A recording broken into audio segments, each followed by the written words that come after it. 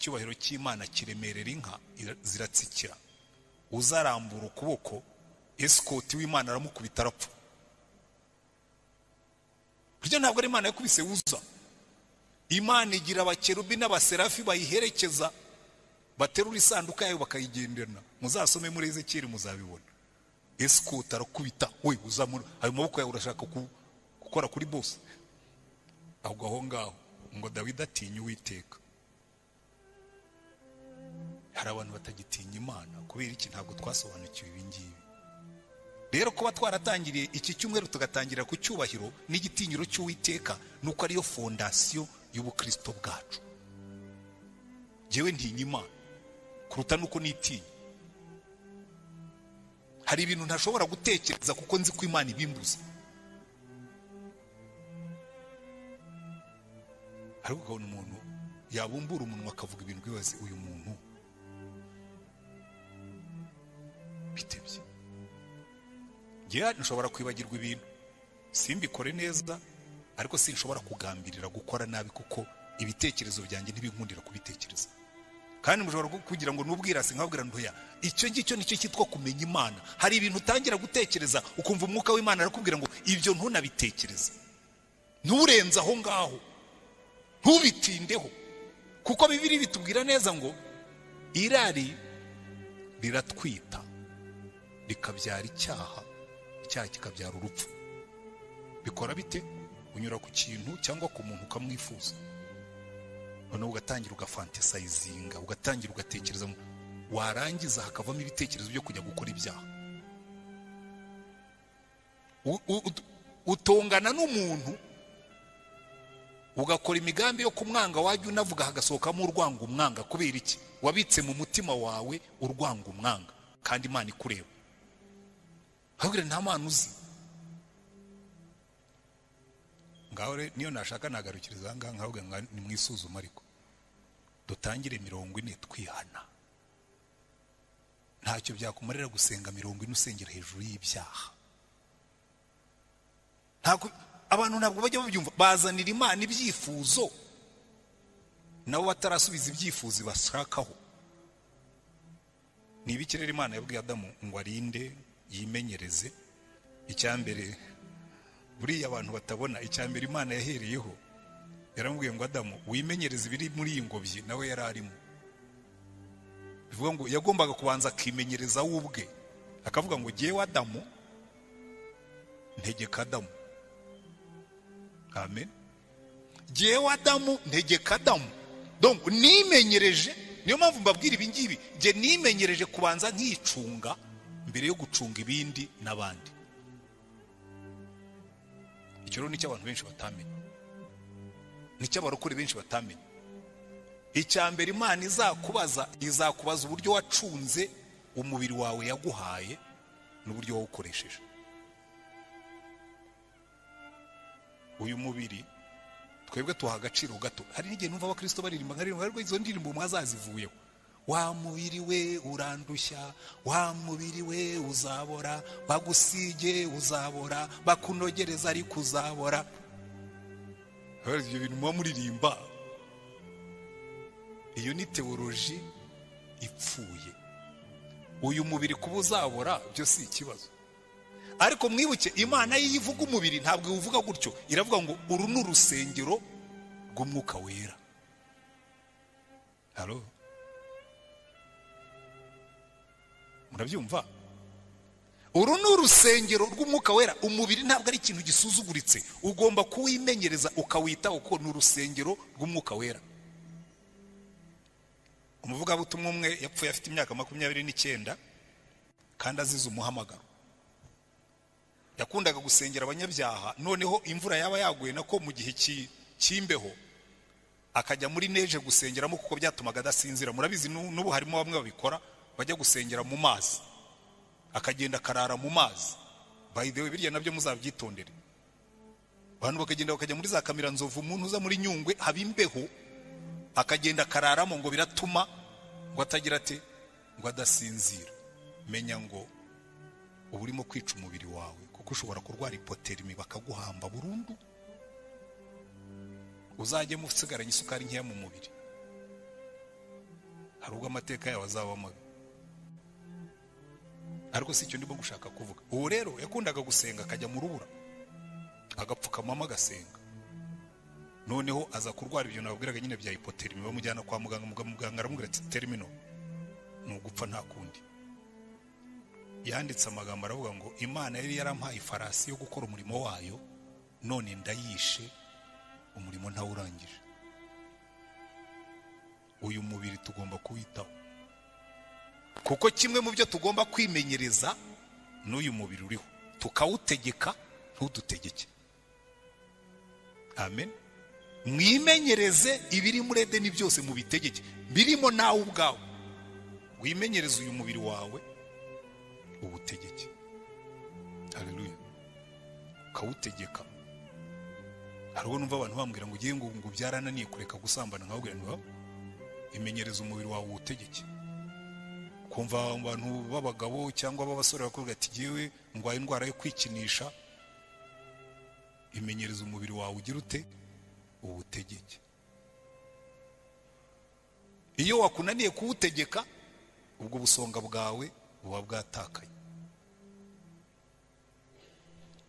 Niyo mpamvu nshaka kubwira abantu bari bafashe icyemezo cyo kwiyiriza iminsi mike, muzongereho mwumve niba mushobora kwimenyereza umubiri mukawutegeka, kuko ntabwo uyu mubiri ushobora kwicwa n'inzara.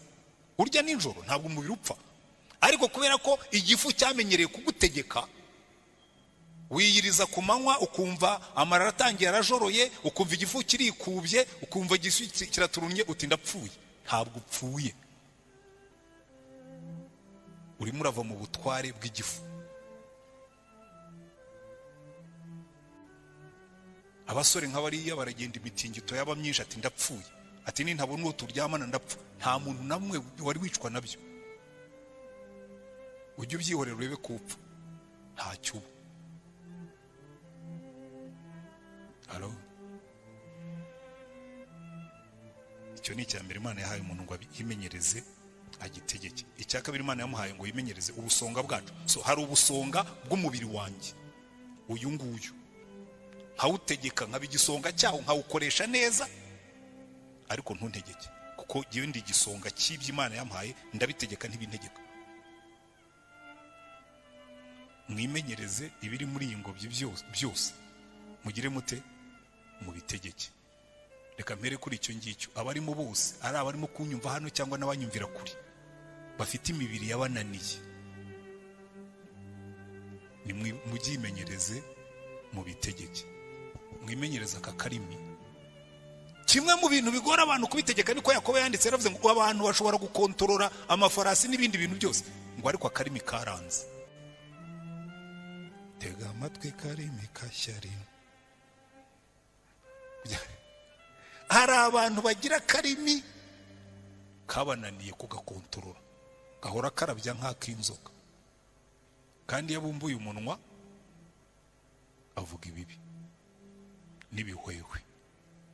Siko Bibiliya ivuga se ngo iyo bumbuye akanwa ngo bavuga ibibi n'ibihwehwe, ngo imihogo yabo ni nk'imva zirangaye. Ayo magambo ntabwo ari jyewe wayahimbye, ari muri Bibiliya. Muzarebe Yesaya 59, muzarebe Zaburi ya 14, aho hose Imana ikavuga ngo noneho imenyereze akarimi kawe ugategeke, ubi igisonga cy'ururimi. Kandi muzi uburyo umuntu abigisonga cy'ururimi, ngo akuzuye mu mutima niko gasohokera mu kanwa. Iyo uhora utekereza nawe uvuga nabi,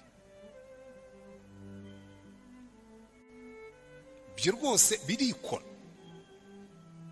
Kera twiga mu seminari twajyaga dukora iminsi yo guceceka, iminsi yo kugira gute yo guceceka, tukarya tutavuga, kugira ngo uzafate abantu b'abajene b'aba teenagers bo hagati y'imyaka 12 na 19. Kuko nagiye mu seminari mfite 12, narangije mfite 19. Iyo ni imyaka ubundi igorana, ariko ikintu cyabaga kibujijwe cya mbere muri iyo minsi ni ukwirukanka, wagendaga buhoro. Kuko no mu yindi minsi byari bibujijwe, ndibuka yewe n'ubundi nakundaga kwiruka, ubundi ndihuta. Ubu ngubu cyakora byaragabanutse kubera ko maze gusaza na vitesse nayo ndayitegeka. Narirukanse ndagenda, twari dufite umupadiri akundaga gusoma brevieri, brevier ni igitabo cy'abapadiri basoma nyine kiba kirimo amasengesho. Nkati nguni nawe yigezemo ndamugonga, hanyuma arahagarara. Yari umugabo mwiza, yari umugabo munini cyane. Arahagarara andeba mpagaza nkubita urushyi, yikomereza brevier. Noneho nimugoroba njya kumusaba imbabazi, arandeba, wesha Rutayisire niwe nakubise urushyi? Ni jyewe nyekubaha recteur, igendere. Iyo nagukubise urushyi burya mba narangije kuguhana. Nuko yavugaga. Yari umuntu mwiza cyane, nta nzika yabikaga. Yabaga asoma brevier nyine inzika ubwo yabaga yisize hasi, n'uwamugonze yagukubitaga urushyi ubwo mukaba murabirangije. Rero mbabwira, kwiga kugenga umubiri wawe, ukagenga ibitekerezo byawe. Niyo mpamvu Bibiliya tubwira ngo urinde umutima wawe kuruta ibindi byose birindwa, kuko iby'ubugingo byose ariho biva. Mu yandi magambo, bigisonga cy'umutima wawe, ubigisonga cy'ururimi rwawe. Hari abantu bavuga amagambo agasiga ibikomere. Dawidi yarangiza aravuga ngo amagambo yabo atyaye nk'inkota, ngo ni nk'imyambi ityaye. Kandi bivuge cyane abadamu mumbabarire kubivuga gutyo. Buriya mugiye mukareba inkomere ziba mu bikari byanyu, inkomere z'abakozi, kubera akarimi gacyaye k'abagore b'abarokore basenga. Akarimi gacyaye karasa imyambi nk'umuheto.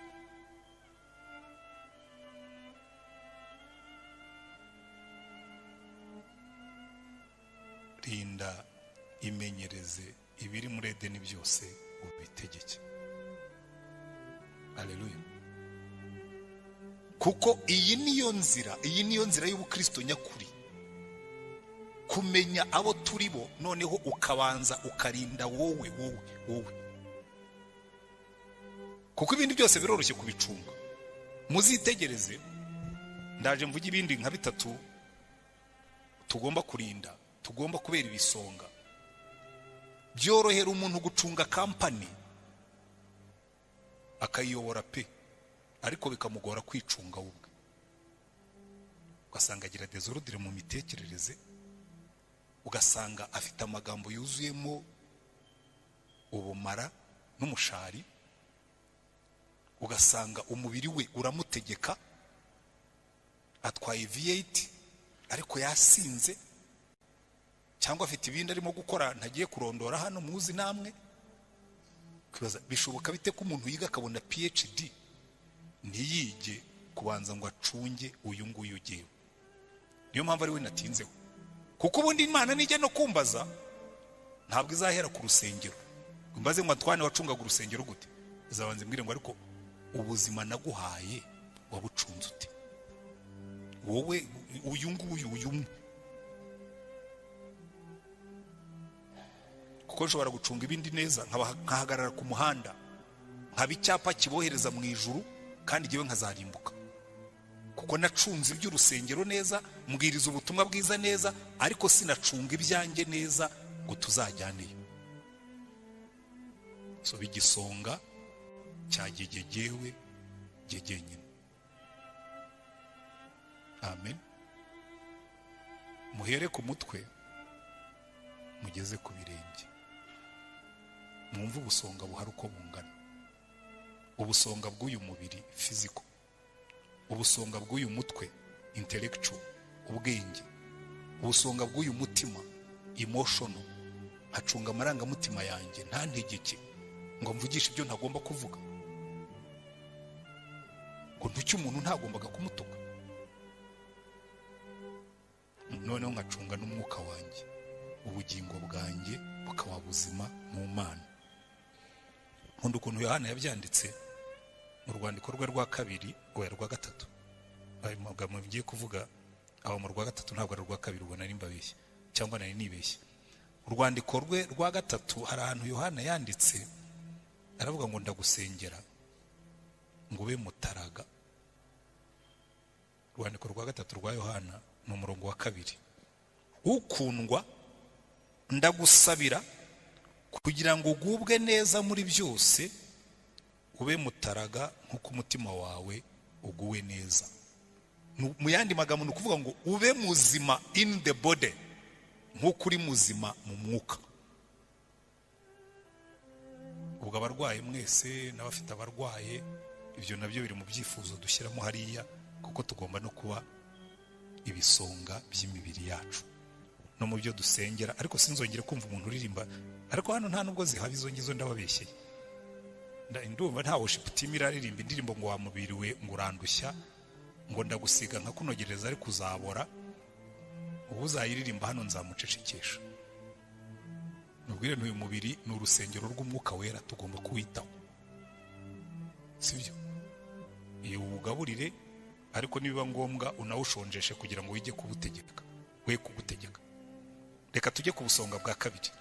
Ubusonga bwa kabiri hariya twasomye batubwiye ngo Imana imuhumekeramo umwuka wayo ngo agira umwuka w'ubugingo, sibyo? Biriya ni ikintu gikomeye cyane, gucunga kuba igisonga cya relationship zacu n'Imana. Kuragira umwuka w'Imana yadushyizemo nawe ukagira ubugingo, kuko umwuka we nta kindi ugaburirwa iby'Imana. Umubiri tuwugaburira ibyo kurya, ubwenge tukabugaburira ubwenge nyine buvuye mu bantu cyangwa buvuye mu bitabo cyangwa mu mafilime cyangwa n'ibyo twumva, ariko ubugingo bugaburirwa iby'umwuka. Butungwa n'ijambo ry'Imana, bugatungwa no gusenga, bugatungwa no gufatanya n'umwuka wera. Iki rero nacyo ni ikintu gikomeye cyane. Usanga abantu benshi bita ku bindi, uzarebe cyane cyane muri iki gihe twabaye abahanga bo kwiga, twitaye ku mubiri pe. Abantu basigaye bakora siporo, muzarebe no ku cyumweru abantu barakubwira ati kabiri mu kwezi tugomba kujya muri siporo mu mujyi tugakora siporo. Bita ku bwenge, baratubwira turiga, tuzana ibitabo turasoma, tujya kuri internet, tujya kuri Google Scholar n'ibindi byose, tuba abanyabwenge, sibyo? Ariko turangije twibagirwa yuko tugomba no kuba ibisonga by'umwuka, tukagira ubugingo. Aha rero ni naho hari ikibazo cyane, kubera yuko turi muri scientific world, isi igendera ku bumenyi bwo muri laboratoire. Nahoze mbwira abo twateranye muri lunch hour ngo ni ikibazo gikomeye cyane, ni umuvumo ukomeye kuba muri scientific world view ihakana iby'umwuka. Abantu baravuga ati buriya umuntu apfuye abapfuye, ibyo by'umwuka muvuga nta bibaho. Iyo bahakana umwuka wera, bahakana n'imyuka yindi. Nabahaga urugero, hari groupe y'abanyeshuri b'Abanyamerika bajya baza kwigira ino mu muryango witwa Goed. Noneho rimwe hari abakobwa 10 n'umuhungu umwe, abakobwa 9 n'umuhungu umwe, bari 10 bose hamwe. Noneho uwo muhungu sinzi yari afite amadayimoni, yewe narabibonaga ko ariyo, ko twaranaganiriye. Aragenda ajya mu isoko Kimironko agura ibyuma birebire bimwe by'abakinjage, araza, ariko Imana imukoreramo atarakora ikibi, kuko ngo hari ijwi rye ryambwiye ngo ugende uzana ibyuma ukora ikintu abantu bose bazamenye ko wari uri hano. Ariko aje arabitekereza, ibyuma biha coordinator. Noneho coordinator ahita agira ubwoba, bamushyira muri lockdown, muri karantine, bamubuza kongera kujya mu bandi. Noneho nje kubigisha, mbaza abo bakobwa, ndavuga nti se wa muhungu ari hehe? Batari muri lockdown nyine, ari muri isolation. Habaye ikiza, yarwaye batoya bati yazanye ibintu by'ibyuma, ati coordinator amushyira muri isolation, bategereje ko indege izaza bakamujyana. Ndavuga nti mwamubwiye akaza tukaganira. Kandi ubwo ngubwo abo ngabo nabigishaga idini gakondo ibamo n'imyuka. Nibyo bya scientific world view na mystical world view byari mu byo twigaga. Babwira ni imyuka ibaho, imyuka mibi ibaho, ntiwanyira haba, nuko mutazi kuyimenya. Mwayihaye amazina, mwayibatije scientific, ariko irahari. Umwana araza turaganira, ngo nise bimeze bite? Arambwira turumva ati n'ubundi nsanzwe ngira hari ibyo bita schizophrenia, Schizophrenia ni igihe umuntu yumva muri we harimo abantu babiri, akajya yumva harimo n'amajwi avugiramo, akazageraho akayoberwa who is who. Arambwira ati rero hari ikintu kijya ndetse bigenda bite. Arambwira tumva ati hari ikintu cyiza, ati nkumva kimanukiyeho, ati nkumva kingiyemo, ati nkumva kiramvugisha. Ndabona ni sasa uwo ni umudayimoni. Reka rero nkwigisha uko uzajya ubigenza. Ni cyiza ukumva kimanutse, ujye uhindukira ukibwire ngo mu izina rya Yesu nta buturo ufite muri uyu mubiri wanjye, ubu ni ubuturo bw'umwuka wera, ndakwirukanye. Bari abakristo, ndakwirukanye ndagucyashye. Niki natangira no kuvuga ukibwire ngo amajwi yawe sindi buyatega amatwi. Ariko ubwo nyine coordinator baza kumubwira ati yaganiriye na pastor, aramubwira ngo nta kibazo. Nta nubwo nongeye kubigisha. Following day coordinator arambwira ngo ibintu byanyu by'abanyafrika ngo mutazi science, ngo ubu ngubu ngo mubona abadayimoni muri buri gihuru, ngo mubona abadayimoni muri buri gicucu kinyuzeho, ngo ibi ngibi ngo ni ibintu bizwi, ngo ni scientific, ngo iyi ndwara yitwa schizophrenia. Ndabona neka ngubwira sana, with all due respect, ubundi Imana iturema yadushyizemo umwuka umwe, ntiyadushyizemo ibiri. Iyo umuntu yumva arimo babiri, hari ikindi kintu kiba cyamwinjiyemo, icyo nicyo twita demon possession. Ni kandi rero iri somo mwamuhaye kubigisha, ni twebwe twemera ko amadayimoni abaho. Ni kandi wambwiye ko umukristo na Yesu yemeraga ko amadayimoni abaho, ndetse yajyaga yirukana mu bantu. Umwana wamurije indege bamujyana mu kigo, bajya kumutera ibishinge za Nairobi hirya iyo ngiyo, barangije bamuriza indege bamujyana iwabo, asubira ku binini. Ariko nzi ko umudayimoni buriya ikintu cyitwa management y'umwuka, abakristo benshi, yewe no muri ibyifuzo mfitemo hano, abakristo benshi ntibigeze bigishwa gutegeka iyo myuka. Ni naho Adamu yaguye, tuzabireba ejo. Adamu yaguye ku kutamenya gucunga no gutegeka ibyo muri area y'umwuka. Iyo abimenya, Satani yari gutangira kuvuga, akavuga ati Satani ndagucecekeshe ko mfite ubutware bwo kugucecekesha. Ariko usanga abakristo bicaye, amadayimoni aradumaze, amadayimoni yambo. Genda ucyahe amadayimoni akuvire mu rugo. Unabwira ngo mu rugo rwa hari amadayimoni, amadayimoni atura mu rugo rwa hakora iki? Ufite Yesu. Ngaruke kuri cya kindi nababwiye, ubwo nta mana ufite. Ntabwo umudayimoni ashobora gutura mu rugo rwawe Yesu ari umutware waro. Ntibibaho. Ubundi Yesu yadushubije ubutware bwacu. Satani yari yatwambuye, abwira abigishwa arabwira ngo ubu nabahaye ubutware bwose, mushobora gukandagira inzoka na scorpion, mushobora kwirukana abadayimoni mu izina ryanjye. Noneho rero ikibazo abakristo dufite, kandi kindagira ngo mucyumve. Halo, muranyumva? Mwiteguye kubyemera? Hari abakristo bigize substandard, bigize kadogo, bigize abo hasi, akavuga ngo biriya rero ngo bishoborwa n'abanyamwuka, ngo bamwe bavuga mu ndimi, bagano no. Umuntu wese wizeye izina rya Yesu afite ubutware bwo kwirukana amadayimoni. Halo, ariko ntimubyemeye, nubwo mbibabwiye ntabwo mubyemeye. Amadayimoni yafiteho ubutware. Niba warakiriye Yesu nk'umucunguzi n'umwami wawe, ufite ubushobozi bwo kwira dayimoni ngo mvira mu rugo, hano si wawe. Kuko mu by'Imana yahaye Adamu gutegeka ibyari muri Edeni byose, including na Satani. Nuko Satani atamuboneshaga amaso, ariko burya yari arimo. Yari afite ubutware bwo kumutegeka akamuvira mu murimo. Kwamweretse Satani mvira mu murimo. Ariko ntabwo yari yarabyigishijwe.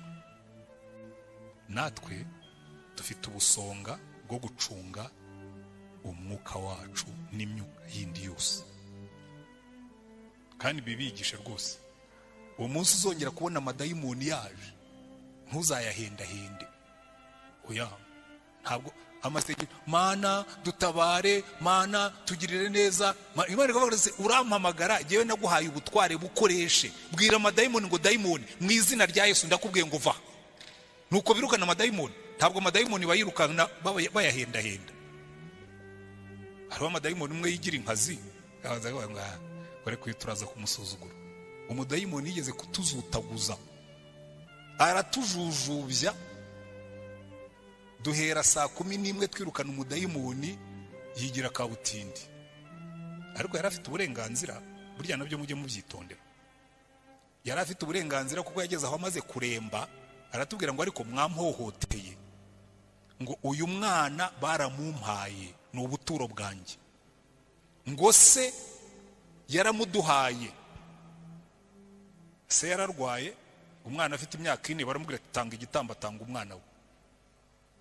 Turagenda, umugabo hari nijoro nka saa 7 y'ijoro, asohoka afite inkoni avuga ngo dore ngo none huzanye abafite amamodoka. Nabwo nceceka mu byeyi gito.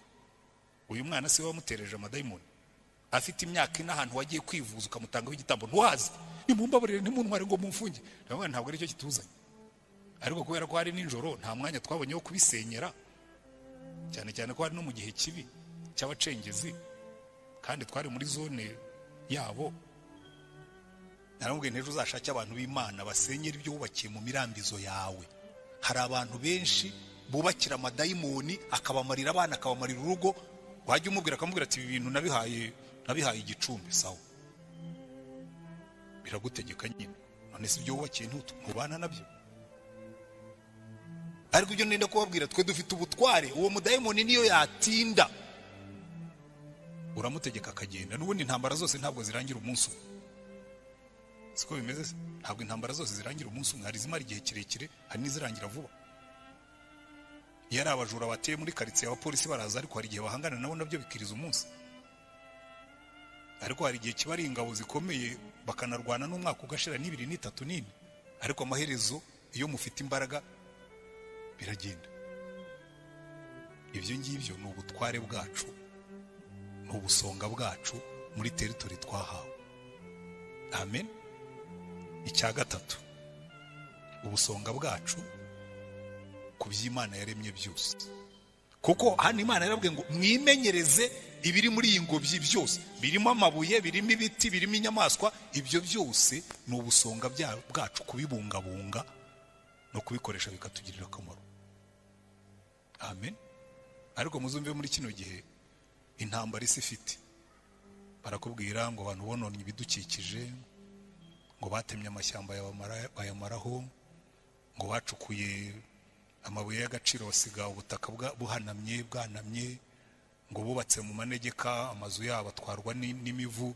Biriya byose biri mu busonga bwacu bwo kubungabunga ibidukikije. Hari ahantu hagomba kubakwa, hari n'ahatubakwa, kuko Imana ishaka ko tubungabunga ibintu byose. Ariko rero iyo ngiye ubyigisha abantu bumva atari ibyo mu mwuka, murumva biba ari iby'umwuka. Kandi ibyo bintu ni ibintu ngo byaho ngaho, ngo by'abantu bashinzwe ibidukikije. Biriya bidukikije biri mu busonga bwacu.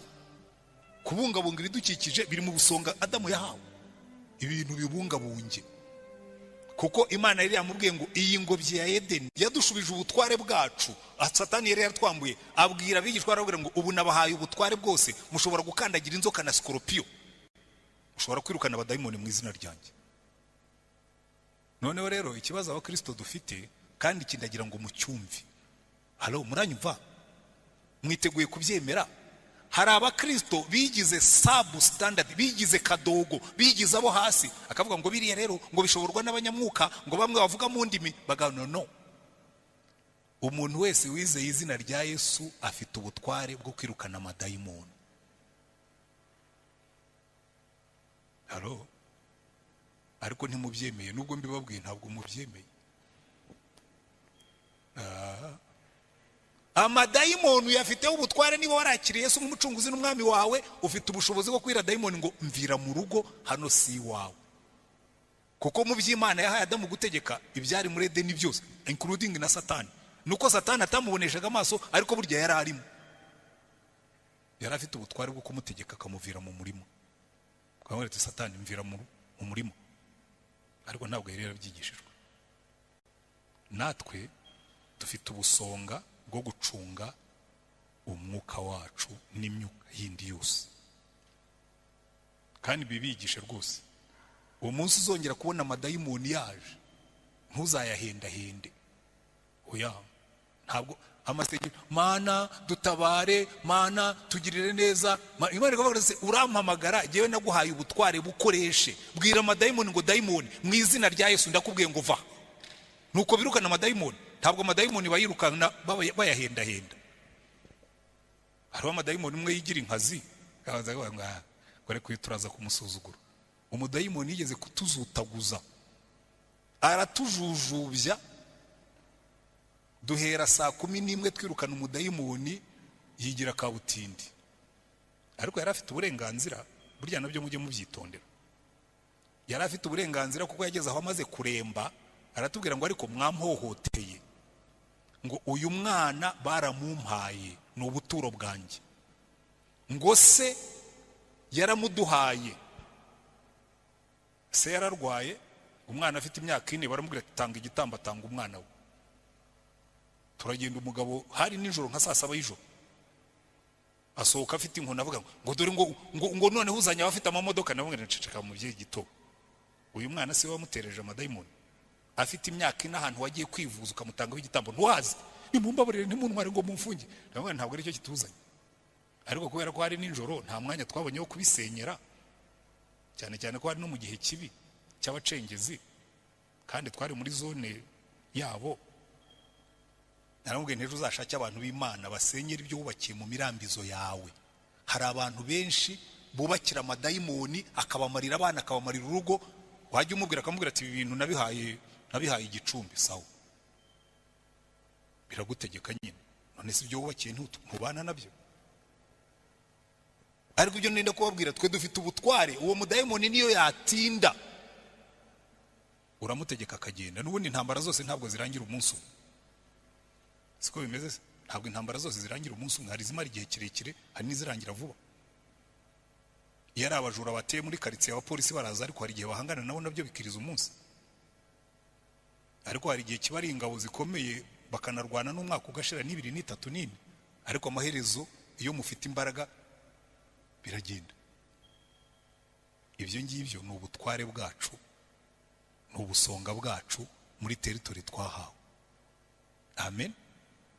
Icya gatatu, ubusonga bwacu ku by'Imana yaremye byose. Kuko hano Imana yarabwiye ngo mwimenyereze ibiri muri iyi ngobyi byose, birimo amabuye, birimo ibiti, birimo inyamaswa. Ibyo byose ni ubusonga bwacu, kubibungabunga no kubikoresha bikatugirira akamaro. Amen. Ariko muzumve muri kino gihe intambara isi ifite, barakubwira ngo abantu bononye ibidukikije, ngo batemye amashyamba bayamaraho, ngo bacukuye amabuye y'agaciro basiga ubutaka buhanamye, bwanamye, ngo bubatse mu manegeka, amazu yabo atwarwa n'imivu. Biriya byose biri mu busonga bwacu bwo kubungabunga ibidukikije. Hari ahantu hagomba kubakwa, hari n'ahatubakwa, kuko Imana ishaka ko tubungabunga ibintu byose. Ariko rero iyo ibi ngiye byigisha abantu bumva atari ibyo mu mwuka, murumva ibi ari iby'umwuka. Ariko ibyo bintu ni ibintu ngo byaho ngaho, ngo by'abantu bashinzwe ibidukikije. Biriya bidukikije biri mu busonga bwacu. Kubungabunga ibidukikije biri mu busonga Adamu yahawe, ibintu bibungabunge. Kuko Imana yari yamubwiye ngo iyi ngobyi ya Edeni uyihingire kandi ugire ute, uyirinde. Haleluya. Niyo mpamvu rero Imana iza ikakubwira ariko se ubutunzi naguhaye warabubungabunze, kutampa ibyanjye se? Ariko Mana urabizi biriya ni ibyanjye, byawe ryari. Tugomba kubibungabunga byose, tukabibisonga, tukaba n'ibisonga by'ibyo dutunze n'ibidukikije byose. Haleluya. Hanyuma icyanyuma ndangirijeho tugasenga. Mu gice cya 2 Imana yaremye umuryango. Imana irema umuryango, irema umugabo n'umugore. Ariko na hariya yari yavuze ngo umugabo n'umugore niko yabaremye, mu ishusho y'Imana niko yabaremye. Ubusonga bw'imiryango yacu. Ariko turubahuka. Buriya reka mbereke niba mushobora kubyumva. Hari biro nyinshi n'ibinyamakuru dayeri n'ibindi tubonamo amafoto ya perezida, sibyo? Ugiye ugafata ikinyamakuru kirimo ifoto ya perezida ubigambiriye, ugacishamo imisitari, abantu bakakubona, niyo cyaba ari icyawe, ndahamya ko bishobora kukugwa nabi. Namwe murabyemera? ntibabyemera ko bishobora kubagwa nabi. Noneho tekereza umuntu Imana yaremye mu ishusho yayo, wowe ukamufata ukamuhondagura, bishobora kukugwa nabi, cyangwa bizakugwa nabi ahubwo. Kuko buriya ni ikintu gikomeye cyane. Ntabwo abantu bajya batekereza yuko iyo tuvuga ngo ubusonga bwacu, impano zose n'ibindi byose biza kugira ngo dusohoze ubusonga bwacu. Urakubita umugore Imana yaremye mu ishusho yayo, harimo n'abagore basigaye bakubita abagabo, karabaye. Ubusonga bwarazambye nyine, niko bimeze muri kino gihe cyacu pe. Yewe mpura na byose, nabo bose, abagore bakubitwa n'abagabo bakubitwa, bose ndababona mu biro byanjye. Iriya biro buri ibisa amabanga menshi.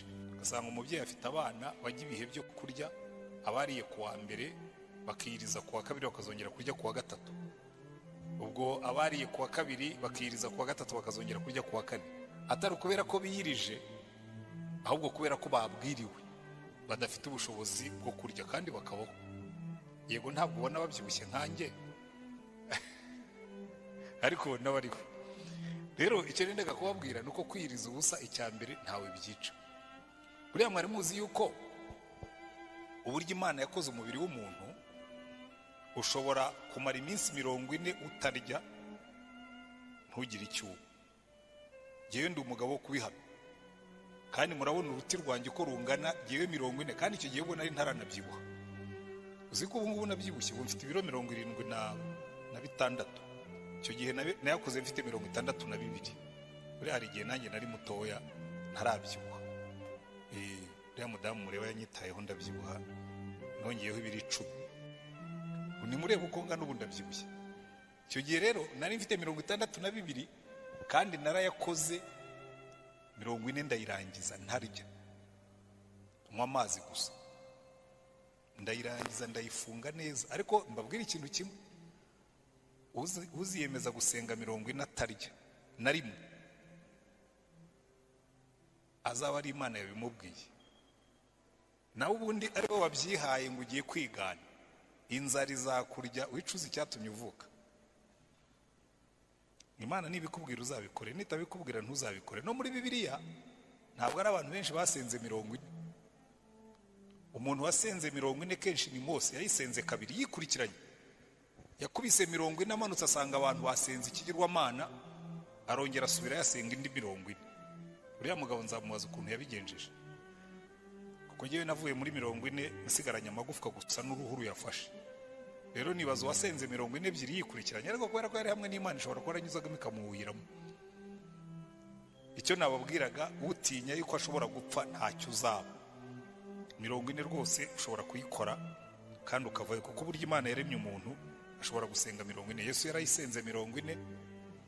Tubona na Eliya burya avuye munsi y'igiti cy'umurotemu, ropa yari yariye ngo yayigendeye iminsi 40, kandi ntaho batubwira ko bongeye kumugaburira.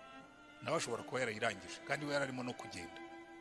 Ubwo rero 40 rwose turya nijoro hizabagora, sibyo? Muzihangane mukore myinshi ishoboka. Ariko icya kabiri nenda kuvuga si icyo ngicyo. Umwami Yesu yabwiye yigisha abigishwa be, arababwira ngo igihe mwiyirije ubusa, when you fast, bivuga ngo yateganyaga ko abigishwa be bazajya biyiriza ubusa. Ndetse abigishwa ba Yohana baraje baribaza bati ariko ko abigishwa bawe batiyiriza? Bati nta mpamvu yo kwiyiriza, umunsi nabavuyemo baziyiriza bashaka mu maso hanjye. Amen. Icyo rero ni ikintu cya gatatu, ni wiyiriza ujye ufite impamvu ituma wiyiriza. Muranyumva neza? Ntukiyirize gusa kubera ko ari muri 40. Niyo mpamvu buri muntu wese ushake nibura icyifuzo kimwe cy'ingutu, ku buryo Imana ije ikakubaza ngo ariko se ikintu gifite aka gaciro ku buryo wemera ukibuza kurya ni igiki? Hari igihe tujya turara amasengesho ntitwabiherukaga, ariko nabyo ngira ngo ubwo bemereye abanyakabari n'abanyabitaramo kugeza saa 8, ngira ngo natwe dushatse twabigerageza. None se igitaramo se n'ikindi? Ngo niba abanyabitaramo bazajya bageza saa 8, natwe dushobora kubigerageza tugakora ibyacu. Ubwo rero bibabwira ngo gukesha ubwo nabyo byarafunguriwe, sibyo? Ariko icyo nendaga kubabwira si icyo. Hari igihe tujya dukesha nkabaza abantu twararanye ijoro, ahubwo nari ku bungubu Imana ije ikagusanga hano wibujije gusinzira, ikakubaza ngo ubundi iki, wayibwira ko ari iki cyakuzanye? Uzi ko abantu benshi nta kiba cyabazanye, baba baje kubera ko ari umunsi wo gukesha. Abandi bakaza gusa, mushobora kubyemera cyangwa ntimubyemere. Hariho n'abaza kubera yuko babuze aho barara, kakubwira ati jyewe nabonye ijoro rinyiriyeho ndabaririza, barambwira ngo hano ngo barakesha, nanjye ndaza ndakesha. Icyo ni ikibazo cy'umuriro, mwihangane. Uyu mujyi ufite ikibazo cy'umuriro gikomeye, kuko iyo bigejeje nijoro umuriro uramanuka. Ubundi tugomba kugira umuriro wa 220 niyo minimum, ariko hari umanuka ukajya ku 130. Iyo umanutse gutyo rero ibyuma bivuga kuriye, buriya ntibizabatangaze, ni ikibazo cy'amashanyarazi, buriya bagabanije ibyuma bimwe. So ariko reka dukomeze. Rero icyo nababwiraga, niba uraye ijoro jya ugira ikintu kingana n'inzara yawe, kandi niba ari kinini nawe uzashyiremo inzara ingana nacyo, sibyo? Ku buryo ubwira Imana ngo Mana mbundikiye ikintu kinini gitumye nshobora kwiyiriza ubusa cyangwa nkarara ijoro kugira ngo nzakibone. Biterwa n'umutwaro utwaye, ubwo uzagena uko ubigenza. Amen. Ntabwo ari inyigisho yacu, murabizi muri iyi minsi turimo turiga inyigisho y'ubusonga, kuko kugira ngo uzumvire inyigisho yo kwatsa impano yawe ikaka, ugomba kubanza ukumva ibingibi turimo kwiga. Kuko naje kubona yuko ikibazo gikomeye abakristo bafite mu migendere yabo ya gikristo gituma bajandajanda, gituma batagira ubwitange, icya mbere ni ukutamenya abari bo, ni ukutamenya n'urufatiro bubatseho. Umuntu aravuga ngewe hari ukuntu mbyumva, ukamubwira rwose ko wagombye kubyumva, kuko hari ukuntu Imana yabivuze. Niba uri umuntu w'Imana hari uburyo ugomba kugenda. Haleluya. Buriya rero ibintu by'Imana byose kugira ngo ubyumve neza, murabibasubiriramo nanone hano. Uzasome Itangiriro igice cya mbere n'icya kabiri, usome Ibyahishuwe igice cya 21 n'icya 22. Bizagufasha kumva aho Imana yatangiriye naho irimo kutujyana. Haleluya. Aho Imana yatangiriye naho irimo kutujyana, kuko iyo uzi itangiriro ukaba uzi n'iherezo, ibirimo hagati byose ushobora kubicunga neza. Amen. Uhagurutse i Kigali kuri rompo yo mu mujyi, hari imihanda minini ibiri, izo bita national roads. Uzajya uyibona handitseho LN, uzabona uwanditseho LN1, uzakubwira ngo uyu muhanda uragenda, ukagenda LN1 ngira ngo n'uyu nguyu ucana haruguru niba ntabicuritse, cyangwa numanuka epfo. Ibyo ari byo byose hari imihanda ibiri. Uramutse wibeshye ntabwo uzagera iyo wajyaga. Nugenda wagera muri rompuwe ugafata uyu nguyu, uzamenya ngo niba wari ugiye i Muhanga, cyangwa wari ugiye i Gicumbi, cyangwa wari ugiye i Musanze, cyangwa wari ugiye Huye, cyangwa wari ugiye Gikongoro, Nyamagabe, ntabwo uzagerayo kuko wafashe umuhanda utariho, kubera ko ntiwitaye ku iherezo ry'aho umuhanda ujyana. Iteka ryose ugomba kumenya aho bitangirira, ariko ukamenya naho bizarangirira. Amen. Kuko aho bitangirira ni nacyo kintu gikomeye cyane, kuko nureba Bibiliya aho itangirira niho hatubwira ubundi migambi Imana yari ifite ku byo yaremye. Niyo mpamvu muri no minsi turimo turasubira ku kintu cyitwa ubusonga mu bwami bw'Imana. Uyu munsi turareba Adamu nk'igisonga cyangwa sekuruza w'ibisonga by'Imana. Adamu ni ibiki yagombaga gucunga? Kuko ibyo ni mu byumva ntabwo muzongera kwibaza ikibazo. Hari abakristo no muri kino giseke hari abakristo benshi muri iki giseke mu byifuzo birimo bibaza ngo mana ndasenga ngo umbwire impano yanjye iyo ariyo. Icyo ni ikibazo kibajije nabi, kuko abantu bageze aho barabyitiranya, bumva yuko impano y'Imana igarukira ku buhanuzi, ku kubwiriza ubutumwa, ibindi byose bisigaye ntabwo ari impano z'Imana. Ariko nk'uko twabisomye ejo, Pawulo yaranditse aravuga ngo ni iki mufite mutahawe? Bikubwira ngo ibyo ufite byose ni impano y'Imana. So uri igisonga. Uyu munsi tugiye kureba ibintu tugomba kubera ibisonga. Muratangara kandi muraza kubona aho bihurira n'ubuzima bwacu bwa gikristo, kuko nicyo ngira ngo muri iyi minsi tuzasobanukirwe bitume tuba abakristo bakuze. Abakristo benshi bagira ubuzima, mubona bari abantu bacuranga gitari cyangwa bacuranga iriya nanga. Iriya gitari igira imigozi 6. Hari abantu biga gucuranga gitari akakubwira tubunzi gucuranga, agacuranga umugozi umwe, note zose ziba ziriho, akajya ava hasi akazamuka do re mi fa sol la si do, akongera akamanuka do si la sol fa mi re do. Umugozi umwe ushobora kuwucurangaho indirimbo bigakunda. Ariko umuntu uzi gitari aba abizi ngo iyo uvugije umugozi umwe ntabwo bishobora gutanga amajwi meza nk'iyo uvugije imigozi yose uko ari 6 nk'umucuranzi mwiza. Twebwe rero no mu busonga bwacu niko bimeze. Hari umuntu ucunga akantu kamwe. Mujya mubona hari abantu bita ba bodybuilders, babandi baterura ibiremereye, ugasanga umuhungu yazamuye igituza kabisa akitaho, agira igituza kingana n'icy'inzovu, ukabona ibimiskure binini, ugasanga amaboko n'amaguru birenda kungana. Ariko wamubaza ibindi akakubwira toyati, ibyo byose byumbamo mba muri body. Ugasanga undi yagiye mu gitabo ariga pe, ntuzamubaza ibindi, umubwire ngo se umubiri wawe kutawitaho, arakubwira toya icyangombwa ni umutwe n'ibindi. Reka ne kwitanga imbere, mufate Bibiliya zanyu tujye mu gitabo cy'Itangiriro igice cya mbere.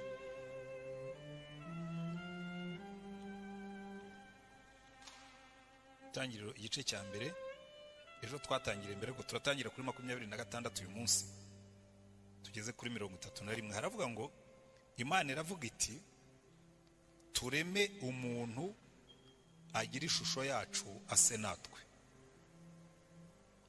Haleluya. Kandi ikintu gishekeje, urumva umuntu ari muri sengiriye, ariko buriya ni imihindurire mibi yo kuva mu cyarameya cyangwa igiheburayo bajya mu kinyarwanda. Ubundi iyo bashaka bari kuvuga ngo turema abantu, ariko kubera ko hariya uyu witwa Adamu, ubundi Adamu bivuga muntu, ashatse yari kuvuga ngo tureme muntu bagira ishusho yacu base natwe, batwara amafi yo mu nyanja n'inyoni n'ibisiga byo mu kirere n'amatungo n'isi yose n'igikururuka hasi cyose. Imana irema umuntu ngo agire ishusho yayo, afite ishusho y'Imana niko yamuremye, umugabo n'umugore niko yabaremye. Imana ibaha umugisha. Imana irababwira iti mwororoke, mugwire, mwuzure isi, mwimenyereze ibirimo, mutware amafi yo mu nyanja n'inyoni n'ibisiga byo mu kirere n'ibintu byose bifite ubugingo byigenza ku isi. Kandi Imana irababwira iti dore mbahaye ibimera byose byera,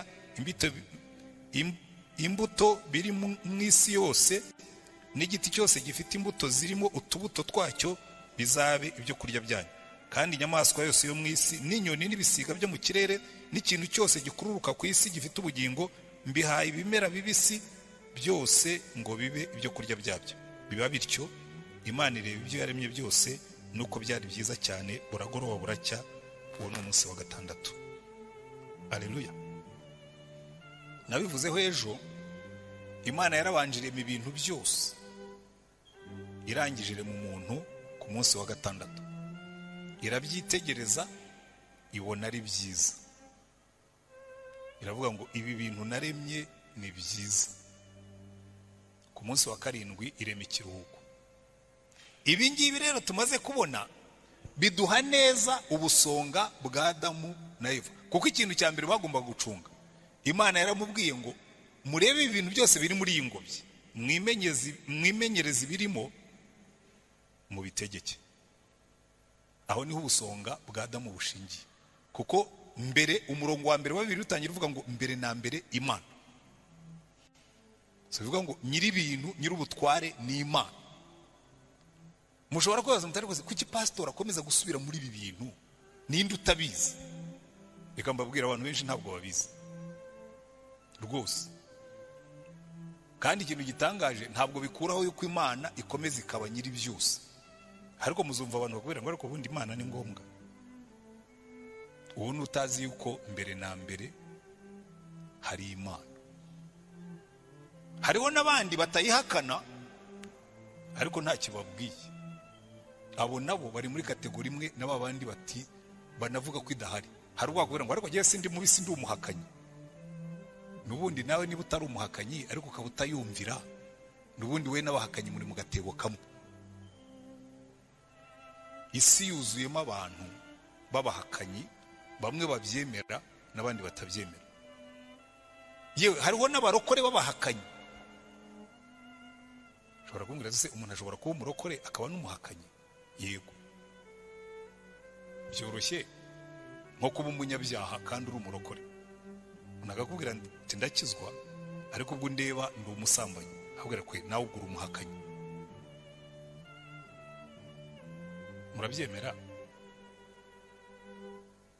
Intambara imwe mpura nayo mu rubyiruko, nagakubwira ati narwanye no kwikinisha byarananiye, nkabwira nawe ugura umuhakanyi.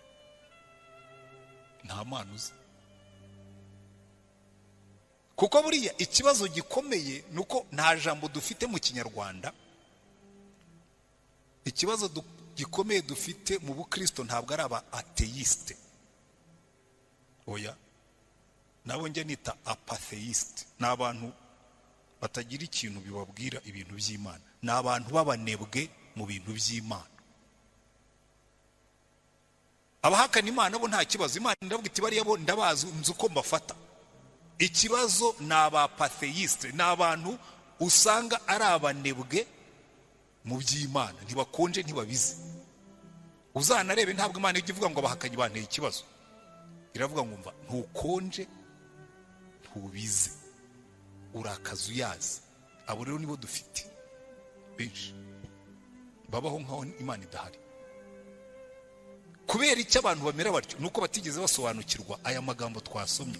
Imana yafashe Adamu na Eva ibashyira muri Edeni, irababwira ngo hari ikintu kimwe giye kubasaba, mwimenyereze ibiri muri iyi ngobyi, mu bitegeke, mu bigenge. Kandi mu bigenge muzi yuko mbari hejuru. Murimo muramunyumva? Mwimenyereze, ngiye kubabwira ibyo tugomba kwimenyereza ibiri muri iyi ngobyi byose mu bitegeke, kandi mwibuka yuko mbere na mbere Imana. Ibi ngibi bisobanukiwe bigukura mu byaha byose. Iyo mvuze byose ni byose. Murabibabwira hano rero hari ikintu giye kintangaza cyane. Hari igihe usobanurira abantu ibintu wumva neza bakagira ngo bawirarira. Ukabwira umuntu uti jewe sinshobora gusambana, bati pastor arirarira, wese nturi umugabo nk'abandi. Hari abantu hari groupe nabagamo y'abagabo mu bintu by'imirimo twakoraga, ariko twari uruvange rw'abakijijwe n'abadakijijwe. Noneho hakabamo abagabo bakunda gutanga ibiparu by'abagore. Kujya sinzi ikintu kiba mu bagabo bagakunda gutanga ibiparu bijyana ku bagore. Hajya bambwira ko ibi biparu ntimukabivuge turi kumwe. Ngo pastor ngo yigize intungane ngo nimumwihorere. Noneho umaza kuvuga ati nimumwihorere tuzamubona. Ndababwira nariko giye ntabwo mubizi neza. Hari ibintu ntashobora gukora birimo n'ibyo muvuga. Kubera iki? Mbere na mbere Imana. Ngewe nza amaso y'Imana, hari ibintu ntashobora gukora. Atari ukubera ko ndi umunyembaraga, sinzi niba byazanshobokeraga mukabyumva. Mpora nsenga Imana nk'ibintu Imana wazamfasha abakristo bakumva yuko iyo dusubije Imana mu mwanya wayo, ibindi byose nabyo bisubira mu mwanya wabyo. Ngaho mbwiza ukuri. usambana ute Imana iguhagaze hejuru? Urwana n'umugabo cyangwa n'umugore ute Imana yaragushyingiye? Waba uri hamwe na sobuka ukamukubitira umwana kureba? Hari uwabitinyukara? Ariko ubundi burya rero hari n'ababikora bakanabakubitana bombi.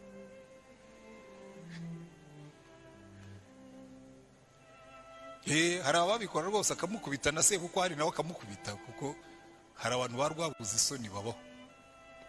Ariko witonde, uyu nguyu we tuvuga ni umunyembaraga, afite n'abaserafi n'abakerubi bamuherekeza. Utangiye gutera yerere bashobora kubera atari kubyitondemo, turagushyira hanze. Buriya uwitwa Uza muramwibuka mu gitabo cya Samweli cya 2. Dawidi yazamuye isanduku y'Uwiteka, none Uza we yabonaga igisanduka gusa, ariko Imana yari yarabwiye Mose ngo iyi sanduka ni icyubahiro cyanjye kizaba kiri hagati yanyu, ni igishushanyo cy'icyubahiro cyanjye kizaba kiri hagati yanyu. Noneho rero bayishyira ku igare barayizamukana. Noneho bageze mu nzira, icyubahiro cy'Imana kiremerera inka ziratsikira. Uzarambura ukuboko, escort w'Imana aramukubita arapfa. Burya ntabwo ari Imana yakubise Uza. Imana igira abakerubi n'abaserafi bayiherekeza, baterura isanduka yayo bakayigenderana. Muzasome muri Ezekiel muzabibona. Escort arakubita, we uzamura ayo maboko yawe urashaka gukora kuri boss. Ahubwo aho ngaho ngo Dawidi atinya Uwiteka. Hari abantu batagitinya Imana kubera iki? Ntabwo twasobanukiwe ibi ngibi. Rero kuba twaratangiriye iki cyumweru tugatangira ku cyubahiro n'igitinyiro cy'Uwiteka, nuko ariyo fondasiyo y'ubukristo bwacu. Jewe ntinya Imana kuruta nuko nitinya. Hari ibintu ntashobora gutekereza kuko nzi ko Imana ibimbuza. Ariko ukabona umuntu yabumbura umunwa akavuga ibintu bibaze, uyu muntu bitebye. Jewe nshobora kwibagirwa ibintu, simbikore neza, ariko sinshobora kugambirira gukora nabi kuko ibitekerezo byanjye ntibinkundira kubitekereza. Kandi mushobora kugira ngo nubwirase nkabwira ntoya, icyo ngicyo nicyo cyitwa kumenya Imana. Hari ibintu utangira gutekereza ukumva umwuka w'Imana arakubwira ngo ibyo ntunabitekereze, nturenze aho ngaho, ntubitindeho, kuko Bibiliya bitubwira neza ngo irari riratwita rikabyara icyaha, icyaha kikabyara urupfu. Bikora bite? Unyura ku kintu cyangwa ku muntu ukamwifuza, noneho ugatangira ugafantasayizinga, ugatangira ugatekereza, warangiza hakavamo ibitekerezo byo kujya gukora ibyaha. Utongana n'umuntu ugakora imigambi yo kumwanga, wajya unavuga hagasohokamo urwanga umwanga. Kubera iki? Wabitse mu mutima wawe urwanga umwanga, kandi Imana ikureba. Ahubwo nta Mana uzi. Ngaho niyo nashaka nagarukiriza aha ngaha nkahubwo ni mwisuzuma, ariko dutangire 40 twihana. Ntacyo byakumarira gusenga 40 usengera hejuru y'ibyaha. Abantu ntabwo bajya babyumva, bazanira Imana ibyifuzo nabo batarasubiza ibyifuzo bashakaho. Nibiki rero Imana yabwiye Adamu ngo arinde yimenyereze? Icyambere, buriya abantu batabona, icyambere Imana yahereyeho yaramubwiye ngo Adamu wimenyereze ibiri muri iyi ngobyi nawe yari arimo. Bivuga ngo yagombaga kubanza akimenyereza we ubwe, akavuga ngo jyewe Adamu ntegeka Adamu. Amen. Jyewe Adamu ntegeka Adamu. Donc nimenyereje, niyo mpamvu mbabwira ibi ngibi, jye nimenyereje kubanza nkicunga mbere yo gucunga ibindi n'abandi. Icyo rero nicyo abantu benshi batamenye, nicyo abarokore benshi batamenye. Icyambere Imana izakubaza uburyo wacunze umubiri wawe yaguhaye n'uburyo wawukoresheje. Uyu mubiri twebwe tuha agaciro gato. Hari n'igihe numva abakristo baririmba ariko izo ndirimbo mwazazivuyeho. Wa mubiri we urandushya, wa mubiri we uzabora, bagusige uzabora, bakunogereza ariko uzabora. ibyo bintu muba muririmba, iyo ni teoloji ipfuye. Uyu mubiri kuba uzabora byo si ikibazo, ariko mwibuke Imana iyo ivuga umubiri ntabwo iwuvuga gutyo, iravuga ngo uru ni urusengero rw'umwuka wera. Halo, murabyumva? Uru ni urusengero rw'umwuka wera. Umubiri ntabwo ari ikintu gisuzuguritse, ugomba kuwimenyereza ukawitaho ko ni urusengero rw'umwuka wera. Umuvugabutumwa umwe yapfuye afite imyaka 29 kandi azize umuhamagaro. Yakundaga gusengera abanyabyaha, noneho imvura yaba yaguye nako mu gihe cy'imbeho akajya muri neje gusengeramo kuko byatumaga adasinzira. Murabizi n'ubu harimo bamwe babikora, bajya gusengera mu mazi, akagenda karara mu mazi. By the way, birya nabyo muzabyitondere. Abantu bakagenda bakajya muri za kamera nzovu, umuntu uza muri Nyungwe haba imbeho akagenda kararamo ngo biratuma ngo atagira ate, ngo adasinzira. Menya ngo uba urimo kwica umubiri wawe, kuko ushobora kurwara hipotermi bakaguhamba burundu, uzajye musigaranye isukari nkeya mu mubiri, hari ubwo amateka yawe azaba mabi. Ariko si icyo ndimo gushaka kuvuga. Uwo rero yakundaga gusenga, akajya mu rubura agapfukamamo agasenga, noneho aza kurwara ibyo nababwiraga nyine bya hipotermi. Bamujyana kwa muganga, muganga aramubwira ati termino, ni ugupfa nta kundi. Yanditse amagambo aravuga ngo Imana yari yarampaye ifarasi yo gukora umurimo wayo, none ndayishe, umurimo ntawurangije. Uyu mubiri tugomba kuwitaho, kuko kimwe mu byo tugomba kwimenyereza n'uyu mubiri uriho, tukawutegeka ntudutegeke. Amen. Mwimenyereze ibiri muri Edeni byose mu bitegeke, birimo nawe ubwawe. Wimenyereze uyu mubiri wawe ubutegeke. Haleluya. Kawutegeka. Hariho numva abantu bambwira ngo ugiye ngo byarananiye kureka gusambana, nkabwira ngo imenyereze umubiri wawe ubutegeke. Kumva abantu b'abagabo cyangwa b'abasore bakubwira ati giwe ndwaye indwara yo kwikinisha, imenyereze umubiri wawe ugira ute, ubutegeke. Iyo wakunaniye kuwutegeka, ubwo busonga bwawe buba bwatakaye. Niyo mpamvu nshaka kubwira abantu bari bafashe icyemezo cyo kwiriza iminsi mike, muzongereho mwumve niba mushobora kwimenyereza umubiri mukawutegeka, kuko ntabwo uyu mubiri ushobora kwicwa n'inzara. Urya nijoro ntabwo umubiri upfa, ariko kubera ko igifu cyamenyereye kugutegeka, wiyiriza ku manywa ukumva amarara atangiye arajoroye, ukumva igifu kirikubye, ukumva igifu kiraturunye, uti ndapfuye. Ntabwo upfuye, urimo urava mu butware bw'igifu. Abasore nk'abariya baragenda imitingito yaba myinshi, ati ndapfuye, ati nintabona uwo turyamana ndapfa. Nta muntu namwe wari wicwa nabyo. Ujye ubyihorera urebe kupfa, ntacyo uba. Halo. Icyo ni icya mbere Imana yahaye umuntu ngo abimenyereze agitegeke. Icya kabiri Imana yamuhaye ngo yimenyereze ubusonga bwacu. So hari ubusonga bw'umubiri wanjye, uyu nguyu nkawutegeka, nkaba igisonga cyawo, nkawukoresha neza, ariko ntuntegeke, kuko yewe ndi igisonga cy'ibyo Imana yamuhaye, ndabitegeka ntibintegeka. Mwimenyereze ibiri muri iyi ngobyi byose, mugire mute, mubitegeke. Reka mpere kuri icyo ngicyo. Abarimo bose, ari abarimo kunyumva hano cyangwa n'abanyumvira kuri, bafite imibiri yabananiye, ni mubyimenyereze mubitegeke. Mwimenyereza aka karimi. Kimwe mu bintu bigora abantu kubitegeka niko Yakobo yanditse, yaravuze ngo abantu bashobora gukontorora amafarasi n'ibindi bintu byose, ngo ariko akarimi karanze. Tega amatwi karimi kashyari. Hari abantu bagira karimi kabananiye kugakontorora, gahora karabya nk'ak'inzoka, kandi yabumbuye umunwa avuga ibibi n'ibihwehwe.